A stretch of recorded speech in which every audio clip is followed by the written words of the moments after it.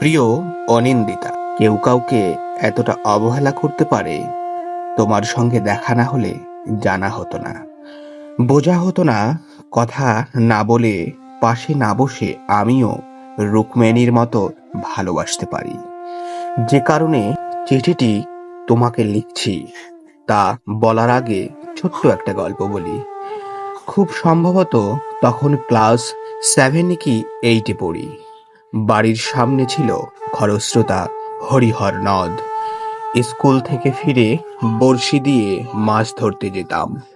কালভদ্রে দু একটা ঠোক বড়শিতে মিললেও মাছ তুলতে পারতাম না, ছুটে যেত। মন খারাপ করে বাড়ি ফিরতাম। তেমনই একদিনের ঘটনা।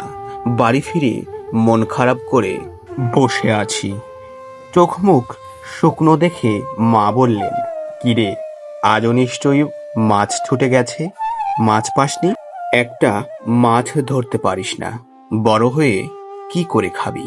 চিন্তা নেই, বড় হ, একটা ধীর স্থির মেয়ের সঙ্গে তোর বিয়ে দেব, যে তোকে সামলে রাখবে, আগলে রাখবে।